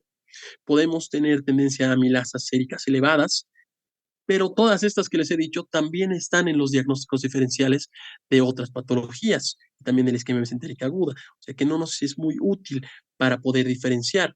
En pancreatitis hay amilasa, en una víscera perforada, una peritonitis, vamos a tener acidosis metabólica, hemoconcentración en casi todos, o sea que hay que tener mucho cuidado en cómo hacer el seguimiento de sus pacientes.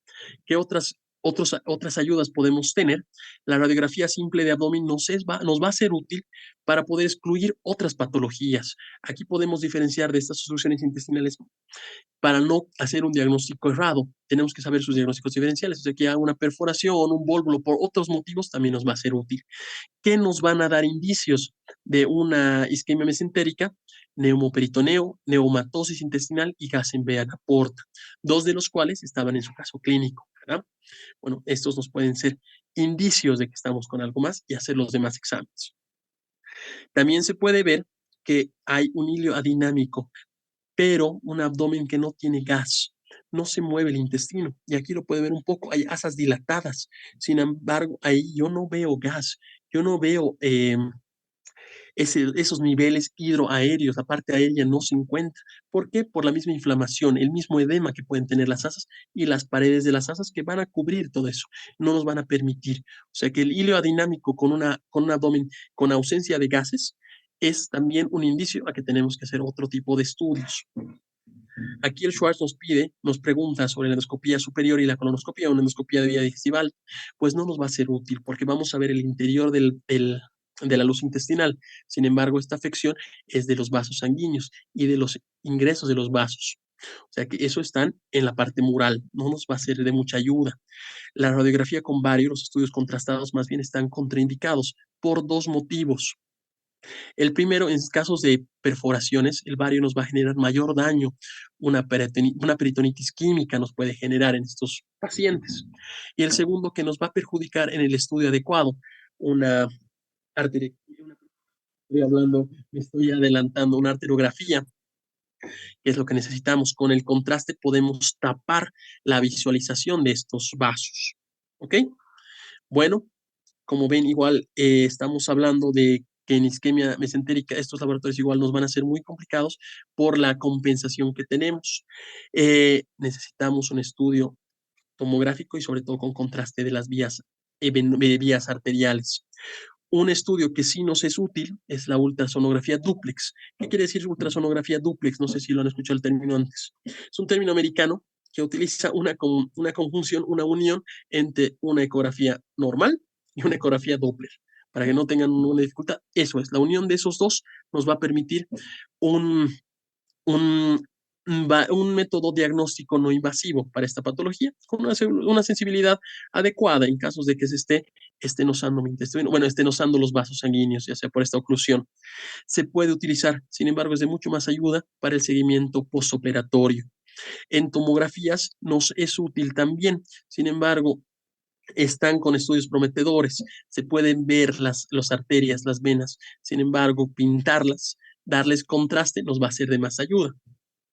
Entonces, habiendo dicho todo esto, aquí podemos ver imágenes bien bonitas de eso, una arteriografía mesentérica biplanal, en 2 planos idealmente. Aquí pueden ver los 2 planos que son adecuados.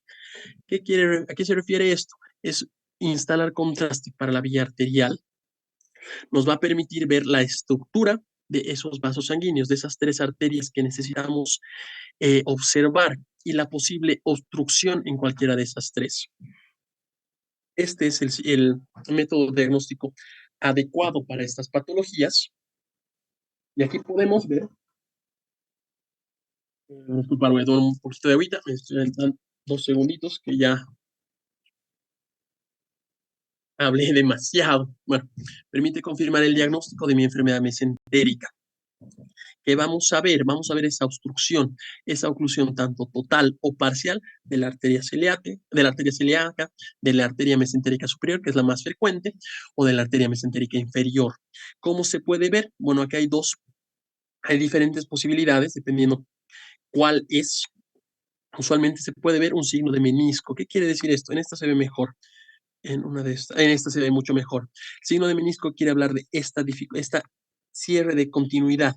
Hay una vía expedita, una obstrucción, un menisco y una continuidad posterior. Al tener esto, estamos posiblemente hablando de una embolia mesentérica. Aquí es sobre todo dada por la arteria cólica media. ¿Ok?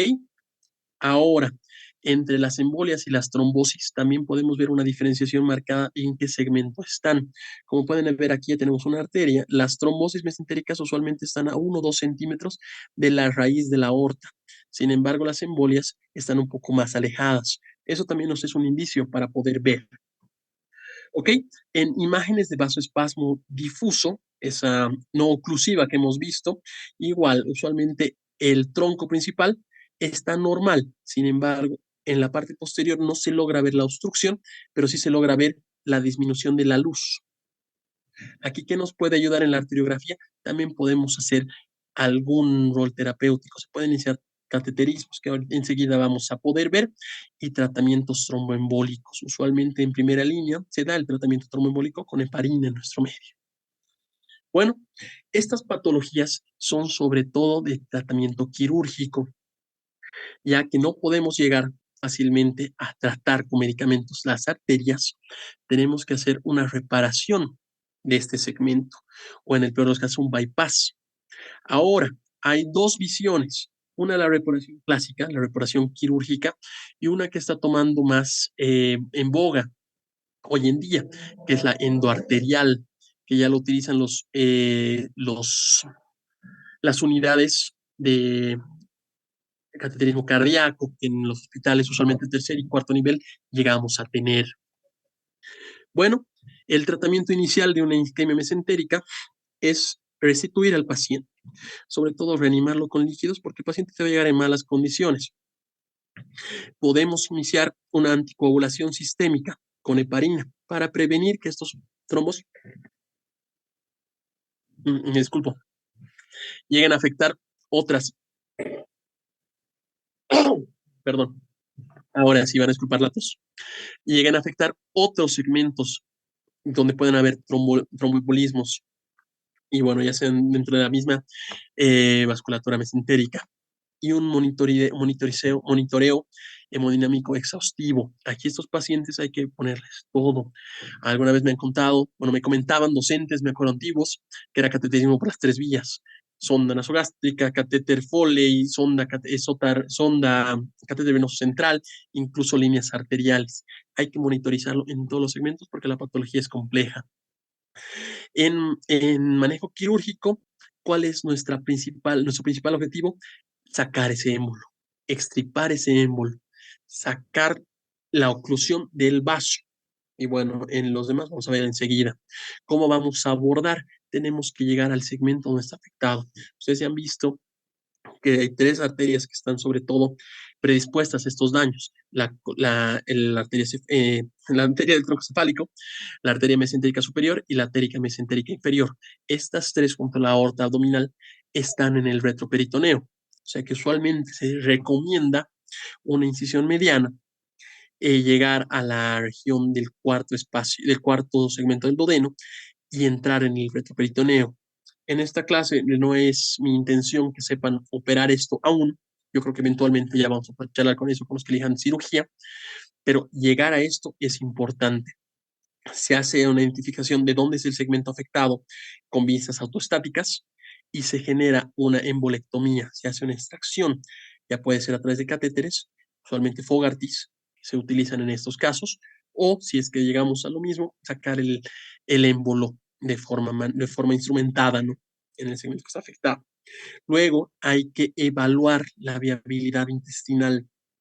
Eso es muy importante, y una de las grandes ventajas de hacer una cirugía abierta es que puedo ver cómo está mi intestino, puedo ver si sigue vivo o no, si esa necrosis ya no me va a dar. Bueno, ¿cómo se va a poder ver esta viabilidad? Eso usualmente se puede usar, aunque en mi experiencia no lo utilizamos mucho, con fluorescencia intravenosa o inspección de lámpara de Wood. La evaluación Doppler sí se utiliza mucho más por la facilidad del ecógrafo en nuestro medio. Vamos a ver cómo están esas haces, cómo está la vasculatura, cómo está la parte arterial. Y algo que también se utiliza en gran cantidad es una segunda revisión, un second look, hasta las 48 horas después de la embolectomía, para ver cómo se ha restituido ese intestino, si es que hay que hacer una resección o se lo va a dejar vivir, si se puede, si se ha logrado mantener esto. Y bueno, aquí podemos ver que cuando hay un caso grave, un caso esclerótico grave, usualmente en la parte más proximal de la arteria celíaca o en la parte más proximal de la mesentérica superior, que son las más proximales a la aorta y las más de mayor calibre, tenemos que hacer un bypass reconstructivo.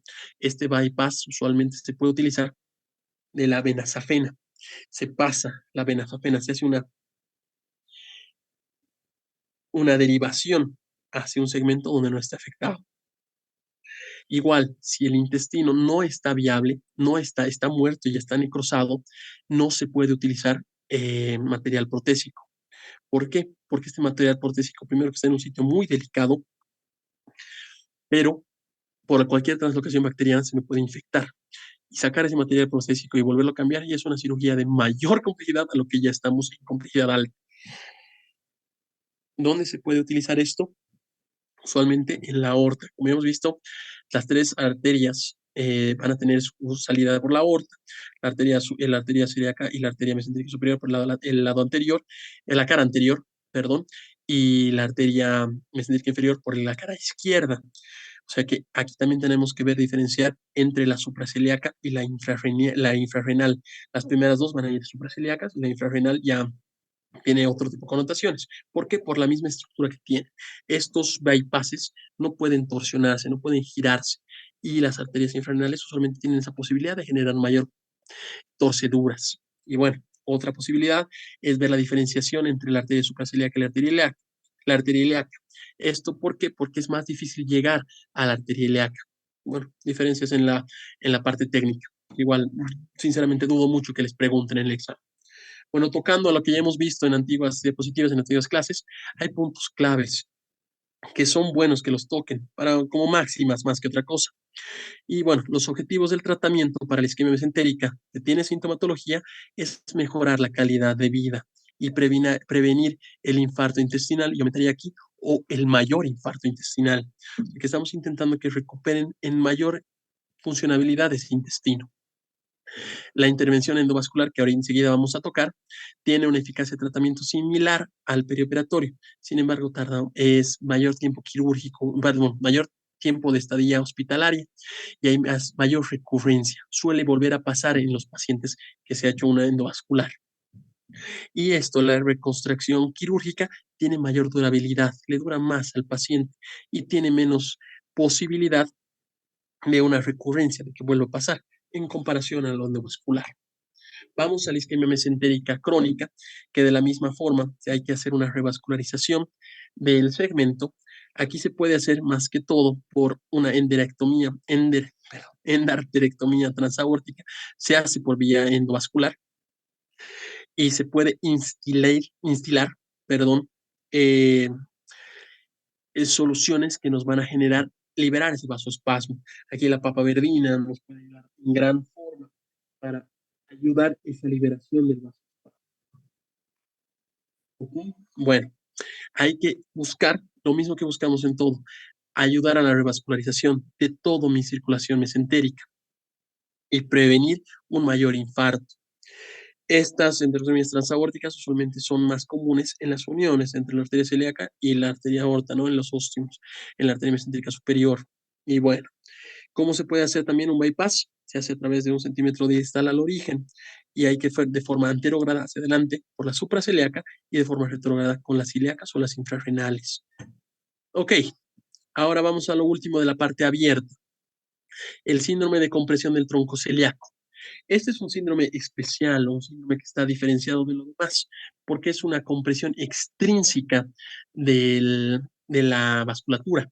No hay ni nada que esté afectando en el vaso per se, en el vaso específicamente, sino a través de algunos ligamentos, genera una compresión de la arteria cefálica sobre todo o de las demás arterias. ¿Qué pasa? Que la diferenciación de esto y las otras en clínica es muy difícil de encontrar. O sea que si llegamos a tener un signo de compresión y no llegamos a tener nada que asocie a una isquemia mesentérica aguda, se puede hacer un diagnóstico a esto, un síndrome de compresión del tronco celíaco y un tratamiento específico. ¿En qué va a consistir el tratamiento? Seccionar, liberar el ligamento que está comprimiendo, liberar lo que está apretando mi vaso. Si en caso de que no se pueda, se puede hacer un bypass de ese segmento para que no haya la compresión. Se hace una derivación del segmento proximal al segmento distal, liberando ese ligamento. También algunos, en el libro igual menciona, que recomiendan una simpaidectomía del plexo celíaco, esto ya partes más superiores. Y bueno, este tratamiento del síndrome de compresión del tronco celíaco no se puede hacer por forma endovascular. Les explico por qué. Porque no hay daño en el vaso. Al no haber daño en el vaso, cualquier procedimiento dentro del vaso no me va a ayudar. Tengo que seccionar todo lo que está apretando de afuera, de forma extrínseca. Bueno, ya llegando a las últimas partes de esto, hay el tratamiento endovascular, que es lo que está últimamente en boga, que ya hemos visto las pequeñas diferencias que hay, ¿no? Bueno, para la isquemia mesentérica crónica se puede hacer una dilatación o colocación de stents. Aquí también se pueden usar sondas Fogarty, pero bueno, un poquito más menores en calibre, ¿no? Hay mayor riesgo por las comorbilidades, perdón, esos pacientes son los que no se pueden hacer cirugía usualmente, los que por alguna otra comorbilidad, daño renal o daño pulmonar, es preferible hacer una intervención de menor invasión, menos trauma para el paciente. Y que también han tenido recurrencia en pacientes posoperatorios que el tratamiento quirúrgico no les ha funcionado. ¿Qué se va a hacer? Se va a colocar el stent y se va a liberar la obstrucción por vía arterial. Se libera, se infla ya sea el globo o la canastilla. Hay otro en los stents se usan un mecanismo de ampliación para liberar toda la obstrucción, ya sea émbolo o trombo. En la isquemia mesentérica aguda también se puede usar terapia trombolítica. Se puede usar tanto la urosinasa como el activador de plasminógeno para liberar ese trombo de forma medicamentosa. Esto usualmente se tiene que hacer hasta en las 12 horas desde que ha empezado la sintomatología. ¿Ok? Ahora, ¿Qué dificultades hay cuando hacemos estos procedimientos? Que no vamos a poder ver cómo está el intestino, cómo ha llegado el daño. No se puede hacer una inspección de la parte isquémica del intestino. Y en una segunda complicación, si tenemos una trombosis exitosa, puede tardar más tiempo. ¿Ok? En la isquemia mesentérica no oclusiva, también hacemos un cateterismo mesentérico arterial. Sin embargo, aquí podemos usar vasodilatadores. Como ya hemos hablado un poquito antes, se puede usar la talosina y la papaverdina. ¿Okay? Y ver cómo funciona, ver cómo evoluciona el paciente. En caso de que no haya respuesta, de que el paciente siga presentando en la clínica, a las horas hay que volver a entrar al procedimiento quirúrgico. Bueno, en las demás partes, ¿cómo se va a hacer este tratamiento endovascular? Usualmente se usan dos abordajes, ya sea por vía femoral o por vía braquial. Se puede hacer por punción percutánea o una venodisección. Se hace una arteriografía inmediatamente posterior a que hemos encontrado las arterias ilíacas y mesentérica superior y se hace un catéter angular para llegar a la luz de esa arteria específica. Aquí se tiene que administrar anticoagulantes por vía sistémica y se vuelve a hacer la angiografía para ver dónde estamos, cómo estamos y dónde es el sitio de obstrucción.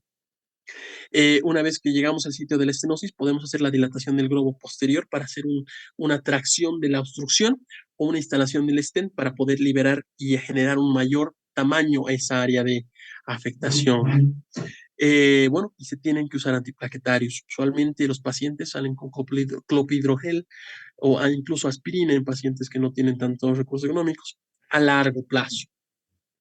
¿Qué complicaciones podemos tener? No son muy comunes, es un procedimiento seguro, pero puede haber trombosis donde hemos entrado, ya sea en el abordaje femoral o en el abordaje braquial. Puede haber hematomas en el mismo sector o dentro de las arterias por la manipulación y puede haber infecciones en el sitio del abordaje, que nos pueden complicar mucho por la cercanía a los vasos.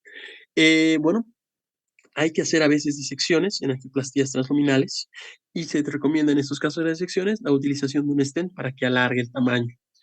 Y bueno, en las embolizaciones distales no suele generar isquemia intestinal por esa formación colateral. O sea que si están afectadas las arterias de Riolano, los arcos de Riolano, perdón, los arcos de Drummond, usualmente no se necesita llegar tan lejos porque las arterias colaterales van a suplir todo lo que nos están funcionando esas arterias. Y bueno, aquí en los resultados igual es un análisis que nos da el Schwartz para ver cómo funciona una en base a la otra y nos da que los tratamientos endovasculares son recientes, igual están en su infancia por lo que refiere. O sea que hay que ver cómo evoluciona, es un tratamiento que no es tan activo, casi tiene recién 40 años a los miles de cirugías que se han pasado y tiene eso, que es menos traumático. Sin embargo, las cirugías abiertas tienen una tasa de mayor utilidad a largo plazo. Sin embargo, por las mismas cirugías, la morbimortalidad es mayor y la estancia hospitalaria es más larga en los procedimientos abiertos. Aquí podemos ver algunas preguntas. Ya hemos acabado este segmento de la clase. Espero que no les haya resultado tan pesado. Son temas bien bonitos, pero bien pesaditos a veces. Y bueno, yendo a las preguntas, podemos ir empezando. ¿Cuál es el factor de riesgo más importante para la isquemia mesentérica aguda?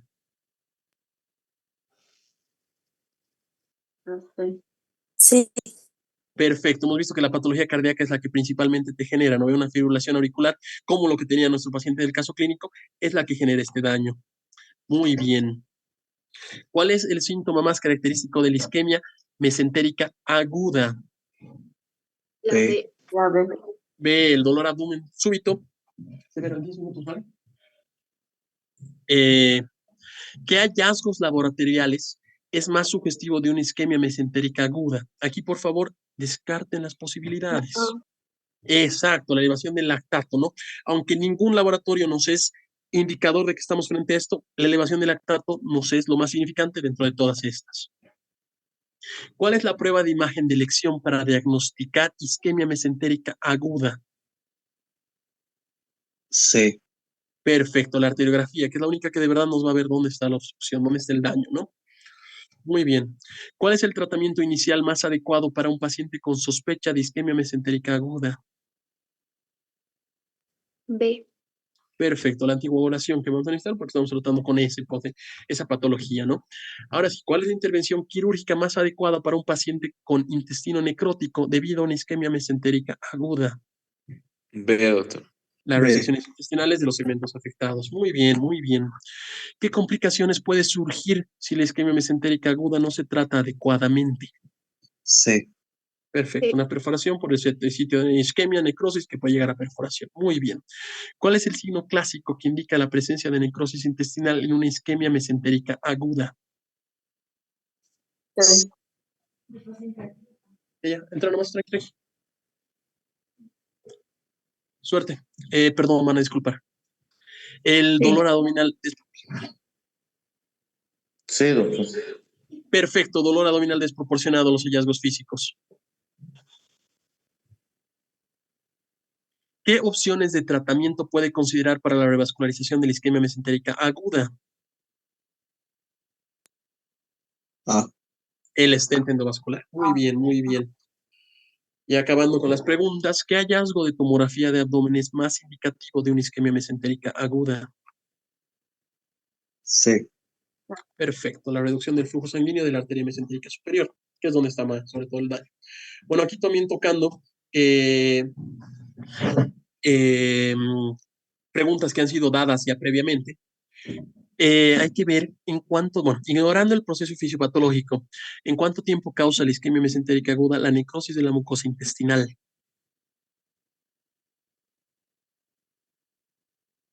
Aquí, bueno, aquí nos refiere que en 3 horas más o menos, ¿no? 180 minutos.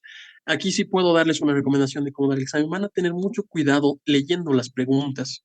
Si pueden leerlas una, otra y otra vez, o sea, unas 2, 3 veces, es lo más adecuado. Muchas veces la misma residencia para hacer cernir a los postulantes, utilizan términos que no conocen o respuestas términos que no están acostumbrados, pero que llegan a ser lo mismo. Igual, agrandan la pregunta, por ejemplo, ahí no necesitamos el ignorando el proceso fisiopatológico, más bien es por parte de la fisiopatología que nos da esto, pero solo para hacer una confusión y, bueno, lean bien las preguntas a lo que me voy. Y bueno, 180 minutos es lo adecuado, que hayan visto que es donde se desfacela la mucosa. Respecto a la isquemia mesentérica crónica, identifique la alternativa incorrecta. Esto vamos descartando. A ver, el compromiso de la arteria mesentérica superior suele provocar angina intestinal. Suele pasar esto en la parte aguda, perdón, en la parte crónica. No, ¿verdad? Porque es más común en la parte aguda. El dolor intestinal, la angina intestinal, es dado porque no hay esa vasculatura colateral que sí hay en las crónicas. Continuando, la circulatura colateral permite cierta tolerancia al cuadro. Bueno, es casi lo mismo que el ano. Hay la circulación colateral que nos va a permitir esa mejora al dolor. El enema opaco es característico del signo de la huella dactilar. Bueno, sí es característico, ¿no? Pero bueno, como ven abajo, esto va a reflejar edema, isquemia de la mucosa, pero esto es usual en parte aguda. Entre las causas orgánicas, la más común es la tromboangiitis. Bueno, aquí podemos ver que la tromboangiitis es otro tipo de enfermedad, es la enfermedad de Buerger.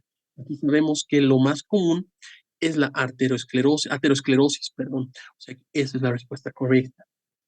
Bueno, continuemos. La etiología más frecuente de la isquemia mesentérica crónica es, este ha sido del año pasado, la arteriosclerótica, ¿no ven? Estas preguntas son de mucha importancia. Vamos a lo último, etiologías de la isquemia mesentérica. Esto igual en múltiples años han repetido. Es la trombosis venosa, arterial y el vasoespasmo. Les voy a ser sincero, esta patología no les van a, presumo, ¿no? Cuidado, me equivoqué y me demuestro lo contrario, pero es casi de subespecialidad. Es que mesentérica, sobre todo manejo del cirujano vascular.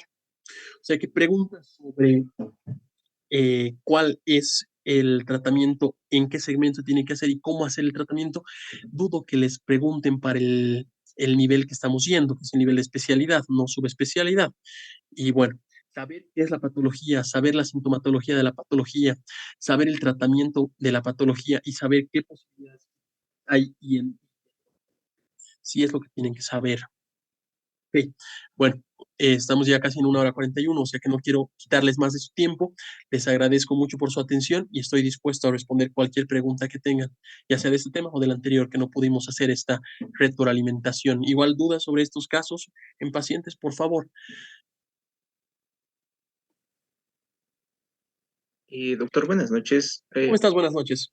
Por favor, no sé si podrías repetir otra vez de nuevo, no lo escuché muy bien, las causas principales de de la isquemia mesentérica aguda y crónica, por favor. Perfecto, vámonos a esas páginas, con mucho gusto. Déjeme retroceder hasta donde estábamos. A ver si va.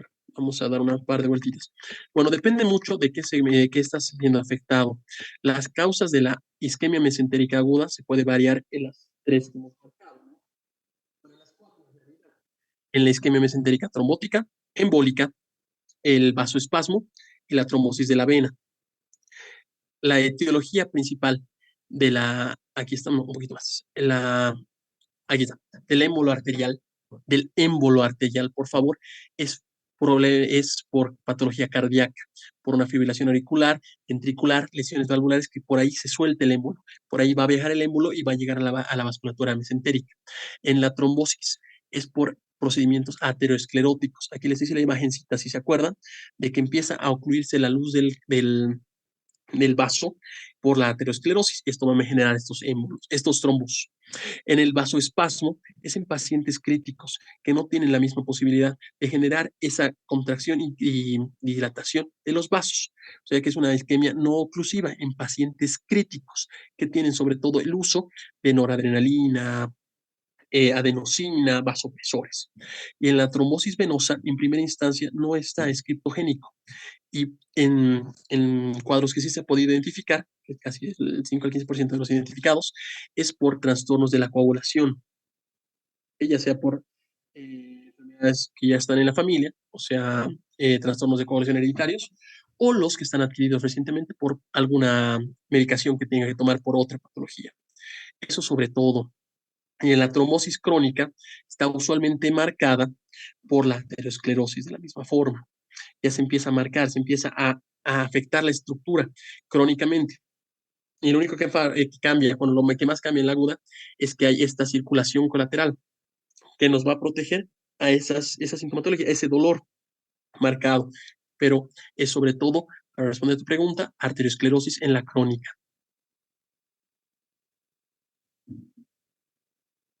Muchas gracias, doctor. Y doctor, Mucho una gusto. pregunta más. Dime.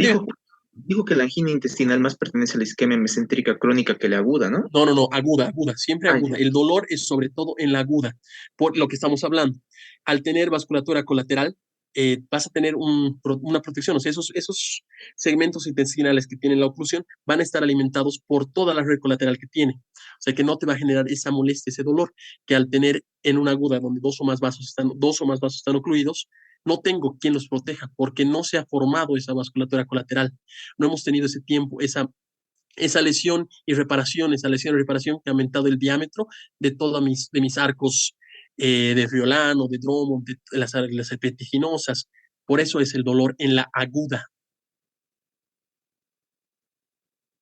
Está bien, doctor. Muchas gracias. Con mucho gusto. Bueno, entonces, una vez más, les deseo estos temas son muy bonitos.